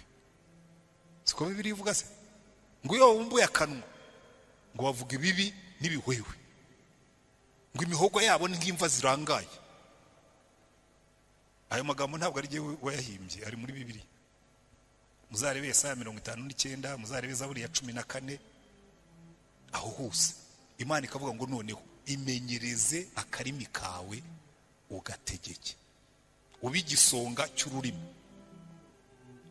Kandi muzi uburyo umuntu abigisonga cy'ururimi, ngo akuzuye mu mutima niko gasohokera mu kanwa. Iyo uhora utekereza nawe uvuga nabi, byo rwose birikora. Kera twiga mu seminari twajyaga dukora iminsi yo guceceka, iminsi yo kugira gute, yo guceceka, tukarya tutavuga, kugira ngo uzafate abantu b'abajene b'aba teenagers bo hagati y'imyaka 12 na 19. Kugira nagiye mu seminari mfite 12, narangije mfite 19. Iyo ni imyaka ubundi igorana. Ariko ikintu cyabaga kibujijwe cya mbere muri iyo minsi ni ukwirukanka, wagendaga buhoro. Kuko no mu yindi minsi byari bibujijwe, ndibuka yewe n'ubundi nakundaga kwiruka, ubundi ndihuta. Ubu ngo cyakora byaragabanutse kubera ko maze gusaza na vitesse nayo ndayitegeka. Narirukanse ndagenda, twari dufite umupadiri akunda gusoma brevieri ni igitabo cy'abapadiri basoma nyine kiba kirimo amasengesho. Nkati nguni nawe yigeze mu ndamugonga, hanyuma arahagarara. Yari umugabo mwiza, yari umugabo munini cyane. Arahagarara ndeba mpagaza nkubita urushyi, yikomereza brevieri. Noneho nimugoroba njya kumusaba imbabazi, arandeba, wesha Rutayisire niwe nakubise urushyi? Ntigiyewe nyakubahwa recteur, igendere. Iyo nagukubise urushyi burya mba narangije kuguhana. Nuko yavugaga. Yari umuntu mwiza cyane, nta nzika yabikaga. Yabaga asoma brevieri nyine, inzika ubwo yabaga yisize hasi, n'uwamugonze yagukubitaga urushyi ubwo mukaba murabirangije. Rero iryo mbabwira, kwiga kugenga umubiri wawe, ukagenga ibitekerezo byawe. Niyo mpamvu Bibiliya tubwira ngo urinde umutima wawe kuruta ibindi byose birindwa, kuko iby'ubugingo byose ariho biva. Mu yandi magambo, bigisonga cy'umutima wawe, ubigisonga cy'ururimi rwawe. Hari abantu bavuga amagambo agasiga ibikomere. Dawidi yarandiza aravuga ngo amagambo yabo atyaye nk'inkota, ngo ni nk'imyambi ityaye. Kandi bivuge cyane abadamu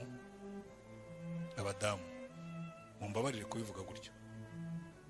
Buriya mugiye mukareba inkomere ziba mu bikari byanyu, inkomere z'abakozi, kubera akarimi gatyaye k'abagore b'abarokore basenga. Akarimi gatyaye karasa imyambi nk'umuheto.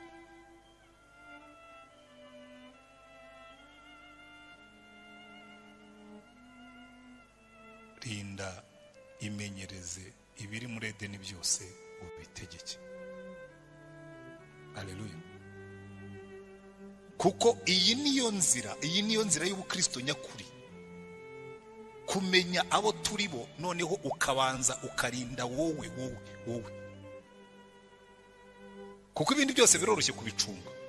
Muzitegereze, ndaje mvuga ibindi nka 3 tugomba kurinda, tugomba kubera ibisonga. Byorohera umuntu gucunga kampani akayiyobora pe, ariko bikamugora kwicunga ubwe. Ugasanga agira desordre mu mitekerereze, ugasanga afite amagambo yuzuyemo ubumara n'umushari, ugasanga umubiri we uramutegeka, atwaye V8 ariko yasinze, cyangwa afite ibindi arimo gukora ntagiye kurondora hano muzi namwe. Kwibaza bishoboka bite ko umuntu yiga akabona PhD ntiyige kubanza ngo acunge uyu nguyu ugiye? Niyo mpamvu ari we natinzeho, kuko ubundi Imana nijya no kumbaza ntabwo izahera ku rusengero mbaze ngo atwane wacungaga urusengero gute. Izabanze mbwire ngo ariko ubuzima naguhaye wabucunze ute? Wowe uyu nguyu kuko nshobora gucunga ibindi neza, nkahagarara ku muhanda nkaba icyapa kibohereza mu ijuru, kandi jyewe nkazarimbuka. kuko nacunze iby'urusengero neza, mbwiriza ubutumwa bwiza neza, ariko sinacunga ibyanjye neza ngo tuzajyaneyo. So igisonga cyagegegewe gegenyine. Amen. Muhere ku mutwe mugeze ku birenge. Mwumve ubusonga buhari uko bungana. Ubusonga bw'uyu mubiri physical, ubusonga bw'uyu mutwe intellectual, ubwenge, ubusonga bw'uyu mutima emotional, hacunga amarangamutima yanjye nta ntegeke ngo mvugishe ibyo ntagomba kuvuga, ngo ntucye umuntu ntagombaga kumutuka. Noneho nkacunga n'umwuka wanjye, ubugingo bwanjye bukaba buzima mu Mana. Nkunda ukuntu Yohana yabyanditse mu rwandiko rwe rwa kabiri oya rwa gatatu. Ayo magambo ngiye kuvuga aba mu rwa gatatu, ntabwo ari rwa kabiri, ubona ari mbabeshye cyangwa nari nibeshye. Urwandiko rwe rwa gatatu hari ahantu Yohana yanditse aravuga ngo ndagusengera ngo ube mutaraga. Urwandiko rwa gatatu rwa Yohana ni umurongo wa 2. Ukundwa, ndagusabira kugira ngo ugubwe neza muri byose, ube mutaraga nk'uko umutima wawe uguwe neza. Mu yandi magambo ni ukuvuga ngo ube muzima in the body nk'uko uri muzima mu mwuka. Ubwo abarwaye mwese n'abafite abarwaye, ibyo nabyo biri mu byifuzo dushyiramo hariya, kuko tugomba no kuba ibisonga by'imibiri yacu no mu byo dusengera. Ariko sinzongere kumva umuntu uririmba, ariko hano nta nubwo zihaba izo ngizo, ndababeshyeye. Ndumva nta worship team iraririmba indirimbo ngo wa mubiri we ngo urandushya, ngo ndagusiga nka kunogereza ariko uzabora. Ubu uzayiririmba hano nzamucecekesha. Nubwire n'uyu mubiri ni urusengero rw'umwuka wera, tugomba kuwitaho, sibyo? Iyo ugaburire, ariko nibiba ngombwa unawushonjeshe kugira ngo wige kubutegeka, we kugutegeka. Reka tujye ku busonga bwa kabiri. Ubusonga bwa kabiri hariya twasomye batubwiye ngo Imana imuhumekeramo umwuka wayo ngo agira umwuka w'ubugingo, sibyo? Biriya ni ikintu gikomeye cyane, gucunga kuba igisonga cya relationship zacu n'Imana. Kuragira umwuka w'Imana yadushyizemo nawe ukagira ubugingo, kuko umwuka we nta kindi ugaburirwa iby'Imana. Umubiri tuwugaburira ibyo kurya, ubwenge tukabugaburira ubwenge nyine buvuye mu bantu cyangwa buvuye mu bitabo cyangwa mu mafilime cyangwa n'ibyo twumva, ariko ubugingo bugaburirwa iby'umwuka. Butungwa n'ijambo ry'Imana, bugatungwa no gusenga, bugatungwa no gufatanya n'umwuka wera. Iki rero nacyo ni ikintu gikomeye cyane. Usanga abantu benshi bita ku bindi, uzarebe cyane cyane muri iki gihe twabaye abahanga bo kwiga, twitaye ku mubiri pe. Abantu basigaye bakora siporo, muzarebe no ku cyumweru abantu barakubwira ati 2 mu kwezi tugomba kujya muri siporo mu mujyi tugakora siporo. Bita ku bwenge, baratubwira turiga, tuzana ibitabo turasoma, tujya kuri internet, tujya kuri Google Scholar n'ibindi byose, tuba abanyabwenge, sibyo? Ariko turangije twibagirwa yuko tugomba no kuba ibisonga by'umwuka, tukagira ubugingo. Aha rero ni naho hari ikibazo cyane, kubera yuko turi muri scientific world, isi igendera ku bumenyi bwo muri laboratoire. Nahoze mbwira abo twateranye muri lunch hour ngo ni ikibazo gikomeye cyane, ni umuvumo ukomeye kuba muri scientific world view ihakana iby'umwuka. Abantu bavuga ati buriya umuntu apfuye abapfuye, ibyo by'umwuka muvuga ntabibaho. Iyo bahakana umwuka wera, bahakana n'imyuka yindi. Nabahaga urugero, hari groupe y'abanyeshuri b'Abanyamerika bajya baza kwigira ino mu muryango witwa Goed. Noneho rimwe hari abakobwa 10 n'umuhungu umwe, abakobwa 9 n'umuhungu umwe, bari 10 bose hamwe. Noneho uwo muhungu sinzi yari afite amadayimoni, yewe narabibonaga ko ariyo, ko twaranaganiriye. aragenda ajya mu isoko Kimironko agura ibyuma birebire bimwe by'abakinjage, araza ariko Imana imukoreramo atarakora ikibi, kuko ngo hari ijwi rye ryambwiye ngo ugende uzana ibyuma ukora ikintu abantu bose bazamenye ko wari uri hano. Ariko aje arabitekereza ibyuma biha coordinator, noneho coordinator ahita agira ubwoba, bamushyira muri lockdown, muri karantine, bamubuza kongera kujya mu bandi. Noneho nje kubigisha mbaza abo bakobwa, ndawe nise wa muhungu ari hehe, batari muri lockdown nyine, ari muri isolation. Habaye iki? Yarwaye batoya bati yazanye ibintu by'ibyuma, ati coordinator amushyira muri isolation, bategereje ko indege izaza bakamujyana. Ndababwira ni mwamubwiye akaza tukaganira. Kandi ubwo ngubwo abo ngabo nabigishaga idini gakondo ibamo n'imyuka, n'ibyo bya scientific world view na animistic world view byari mu byo twigaga. Babwira ni imyuka ibaho, imyuka mibi ibaho, ntiwanyira haba nuko mutazi kuyimenya, mwayihaye amazina, mwayibatije scientific, ariko irahari. Umwana araza turaganira, umwana ise bimeze bite, arambwira turumva ati n'ubundi nsanzwe ngira hari ibyo bita schizophrenia. Schizophrenia ni igihe umuntu yumva muri we harimo abantu babiri, akajya yumva harimo n'amajwi avugiramo, akazagera akayoberwa who is who. Arambwira ati rero hari ikintu kijya ndetse bigenda bite, arambwira tumva ati hari ikintu cyiza, ati nkumva kimanukiyeho, ati nkumva kingiyemo, ati nkumva kiramvugisha. Arambwira ni sasa uwo ni umudayimoni. Reka rero nkwigisha uko uzajya ubigenza, ni cyiza ukumva kimanutse, ujye uhindukira ukibwire ngo mu izina rya Yesu nta buturo ufite muri uyu mubiri wanjye, ubu ni ubuturo bw'umwuka wera, ndakwirukanye. Bari abakristo, ndakwirukanye ndagucyashye. Niki natangira no kuvuga ukibwire ngo amajwi yawe sindi buyatega amatwi. Ariko ubwo nyine coordinator baza kumubwira ati yaganiriye na pastor, aramubwira ngo nta kibazo. Nta nubwo nongeye kubigisha. Following day coordinator arambwira ngo ibintu byanyu by'abanyafrika ngo mutaze science, ngo ubu ngubu ngo mubona abadayimoni muri buri gihuru, ngo mubona abadayimoni muri buri gicucu kinyuzeho, ngo ibi ngibi ngo ni ibintu bizwi, ngo ni scientific, ngo iyi ndwara yitwa schizophrenia. Nawe neka ngubwira sana, with all due respect, ubundi Imana iturema yadushyizemo umwuka umwe, ntiyadushyizemo ibiri. Iyo umuntu yumva arimo babiri, hari ikindi kintu kiba cyamwinjiyemo, icyo ni cyo twita demon possession. Ni kandi rero iri somo mwampaye kubigisha, ni twebwe twemera ko amadayimoni abaho. Kandi wambwiye ko uri umukristo, na Yesu yemeraga ko amadayimoni abaho, ndetse yajyaga yirukana mu bantu. Umwana wamurije indege bamujyana mu kigo, bajya kumutera ibishinge za Nairobi hirya iyo ngiyo, barangije bamuriza indege bamujyana iwabo, asubira ku binini.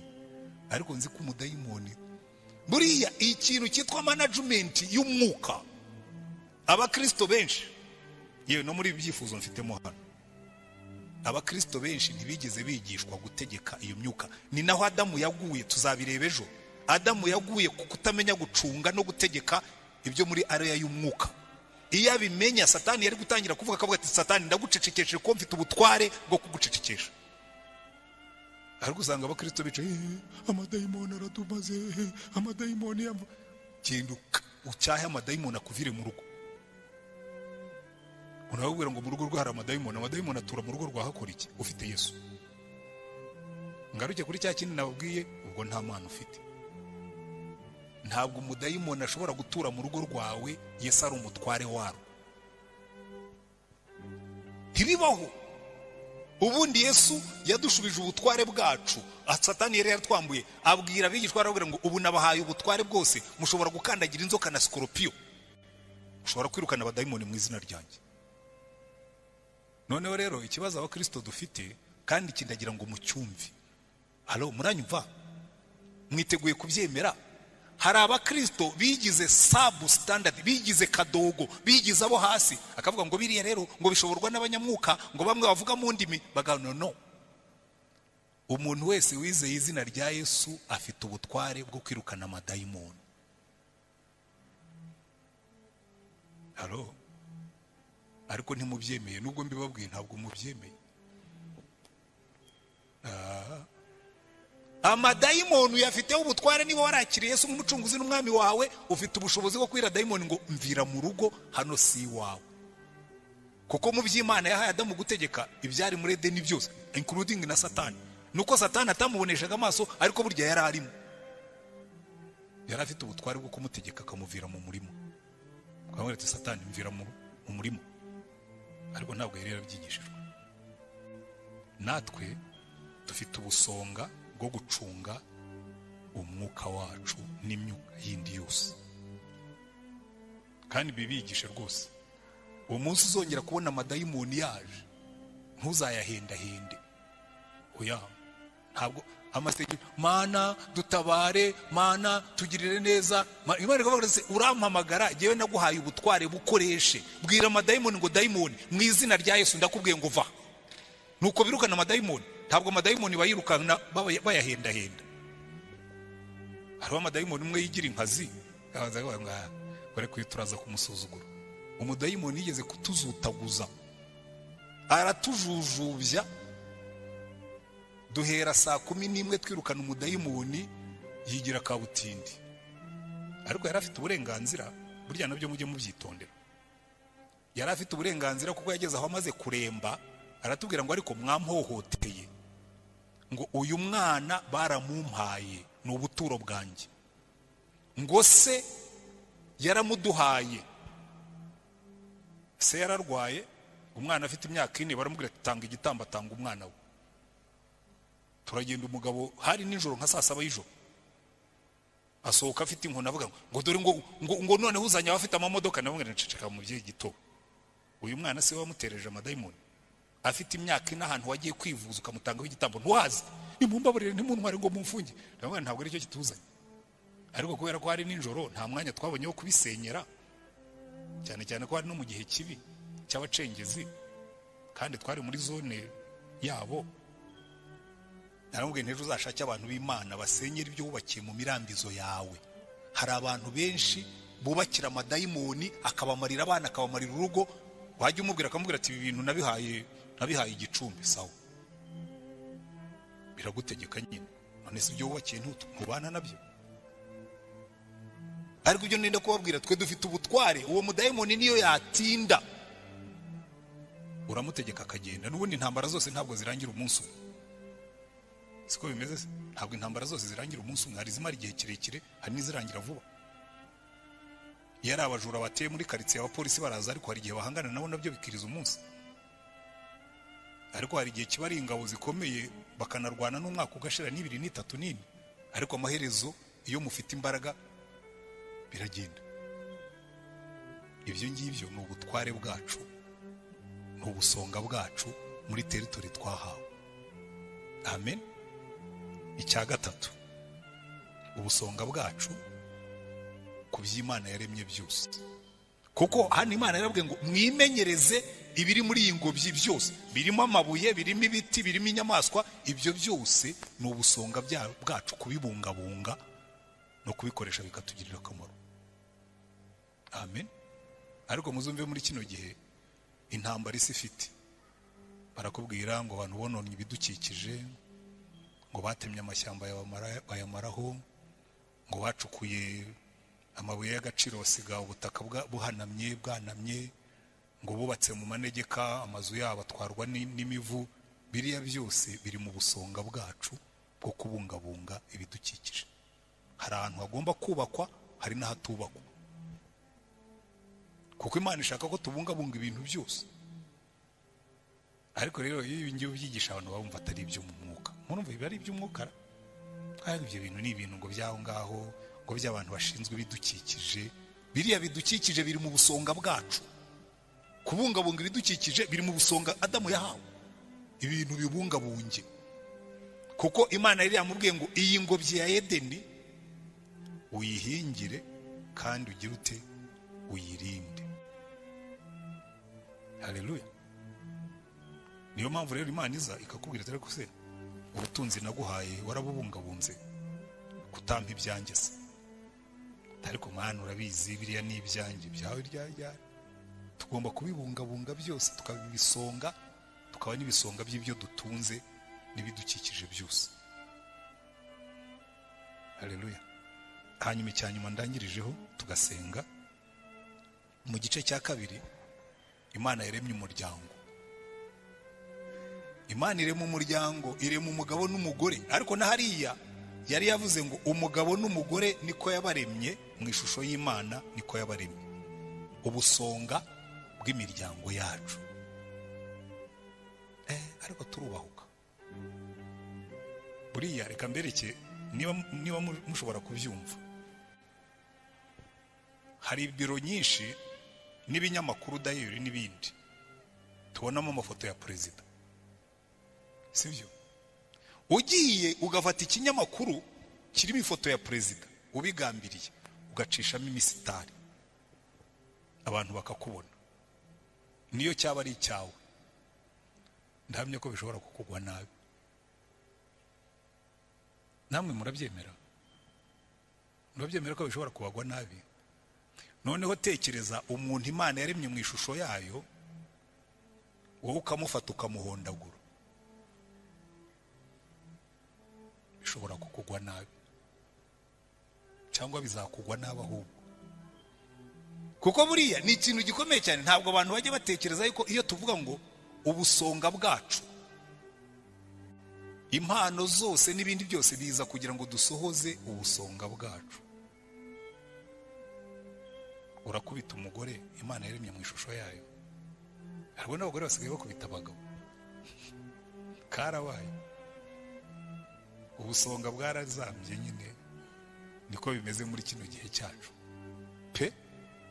Yewe mpura na byose, nabo bose abagore bakubitwa n'abagabo bakubitwa bose ndababona mu biro byanjye. Iriya biro buri ibisa amabanga menshi. Kubera iki? Ntabwo twasobanukiwe icyo bivuga. Mu ishusho y'Imana niko yabaremye, mu ishusho yawe niko yabaremye, umugabo n'umugore niko yabaremye. Ubusonga bw'umuryango izabitubaza. Imana yabwiye Aburahamu mu Itangiriro 18 ngo Aburahamu, ngo cyatumye nkumenya ngo nukugira ngo wite ku muryango wawe, ubatoze kunyubaha, bagendere mu mategeko n'amateka yanjye, nanjye nzabasohoreze ibyo nasezeranije byose. So bikubwira ngo ibi byose tubona mu gice cya mbere n'icya kabiri biri mu busonga bwacu. Twebwe ubwacu turi mu busonga. Umubiri, ubwenge, ubugingo n'amarangamutima byose biri mu busonga bw'ibyo tugomba kwimenyereza tukabitegeka. N'imyuka idukikije iri mu byo tugomba kwimenyereza tukayitegeka. Niba ari umwuka w'Imana tugakorana nawe akadutegeka, ariko indi myuka yose tukayitegeka. Mwabonye yuko Umwami Yesu iyo yagendaga n'imiyaga yari itegekaga kumvira. Akaba ati muyaga we tuza. Kandi buriya natwe buriya butware turabufite, nuko tutabukoresha. Nuko jewe hari igihe bikora akaba n'igihe byanga. Sinzi ukuntu biba byagenze. Hari igihe twajyaga tujya mu biterane hakava izuba ryinshi nkabona ntabwo pe sinageraga impuhwe zanjye ko Yesu izuba nararimenyereye, ariko nkareba abantu bicaye nkabona pe ntibari bwumve. Akabwo mbwira Imana, umva rero Mana, ngiye kujya kubwiriza biriya bicu byose byikusanije byatwikiriye izuba, kandi kabona ibicu biribwirije, imiyaga irabihushye bitwikiriye izuba. Hari n'igihe umuntu yabaga yabivuze akagira ngo ufite maji bitangaza, ariko ntibamenye ko hari ikindi gihe nabisengeye bikanga. Hari igihe twasengeraga imvura igahagarara, ikindi gihe ikatunyagira. Ariko naje gukuramo isomo. Hari igihe Imana ikubwira ngo rwose ubundi umbwira ngo mpagarike imvura, ninde wakubwiye ngo ukore igiterane mu gihe cy'imvura? Hari igihe cy'imvura, hari n'igihe cy'ibiterane, byo ntukanzaneho ibyo ngibyo. Ariko hari igihe nabwo kugirira impuhwe kavuga ngo uyu munsi ho ubugoryi bwawe sinzahora mwumvira, ariko uyu munsi mwumvira abantu banjye be kwicwa n'izuba. Ariko ubundi dufite ubutware mu gihe gikwiriye. Kuko hari igihe twebwe dushaka gukoresha nabo ubutware bwacu. Hari umuntu urimo gusengera imvura wowe ukayihagarika, Imana ikavuga ngo ya uriya muntu akeneye imvura kuruta uko nayihagarika kugira ngo wowe ukore igiterane, ikayireka ikagwa. Hari undi muntu urimo kuyisengera. Ariko ubundi dufite ubutware ku by'Imana yaremye, ariko tubukuye hehe? Muri Yesu Kristo. Ntuzihe kwirukana abadayimoni mu mbaraga zawe. Ni naho ndangiza nshaka kubabwira, ni naho ubuhanuzi bubi busigaye buriho muri iyi minsi. Umuntu arifata akaza akavuga ati jewe zana amafaranga uyashyira aha ngaha, ndagusengera, nutabyara uzaza ubimbaza. Erega amamiliyoni abantu bakayatanga. Kiriya ni ikinyoma. Kubera iki? Ntabwo Imana yigeze isezerana ko tuzayitegeka. Yasezeranye ko tuzayisaba, ariko nifata icyemezo cyo gutanga. So wirya amafaranga y'abantu ubagurisha inyamaswa utari wica. Wibabwira ngo ndagusengera nutabyara uzabimbaza. Ikibabaje rero nuko harabaza kubibabaza. Kazavuga ati ko natanze amafaranga yanjye ukambwira ko uzasenga nkabyara none nkaba ntarabyaye. Ngo buriya ntabwo wari ufite kwizera. None se muri kontara mwakoranye bari babishyizemo? Ujye ubanza uvuge ngo rero ndagusengera uzabyara, ariko ubanze wizere muri ubu buryo cyangwa buriya. Wenda ibyo byagira uruhengekero, ariko ukuremo amafaranga. Kwa amafaranga yo buriya ni ubwesikoro. Kubwira abantu ngo zana amafaranga nkusengere ni ubwesikoro, kuko Yesu yaravuze ngo mwahereye ubusa mutangire ubundi. Ariko ubwo busonga turabufite. N'ubu tugiye gusengera abantu mu byifuzo bafite hano. Imana ibahe umugisha. Ariko mu nyemerere ndashoje, mbanze mbabaze ikibazo.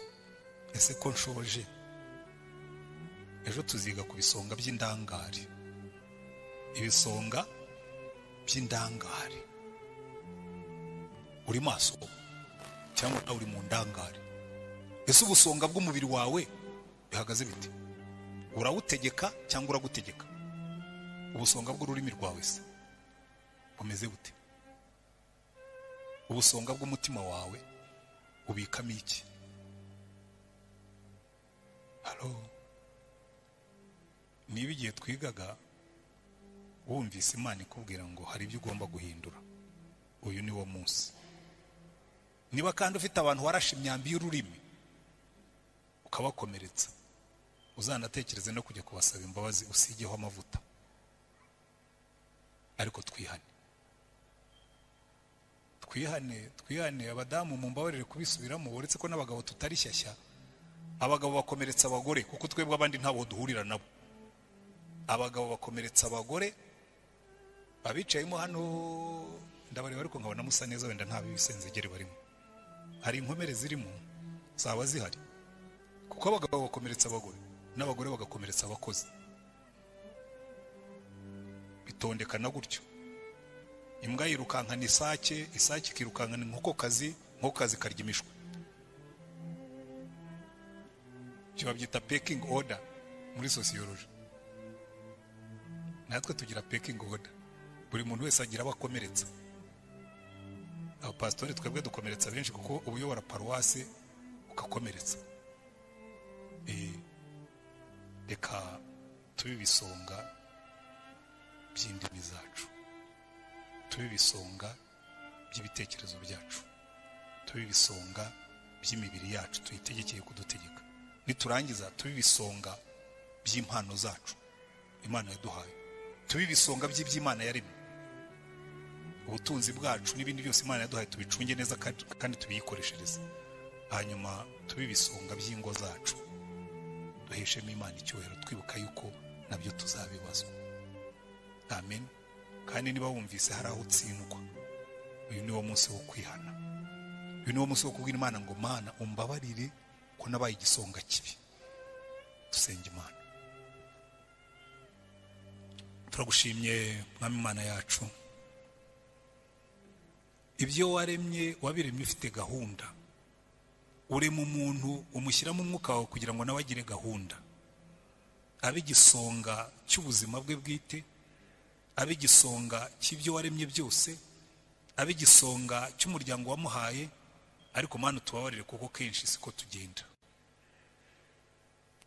Twacuritse ibintu, imibiri yacu turayipfobya, abandi bayikoresha nabi, abandi bayishyira hejuru, bayiha agaciro idafite. Ariko uko byagenda kose twe turashaka kubibisonga. Udufashe kubisobanukirwa, udufashe gukoresha ururimi rwacu tuguhimbaza. Yakobo aravuga ngo rwa rurimi ukoresha uhimbaza Imana ngo uraruhindukira ngo ukarukoresha uvuma abantu yaremye.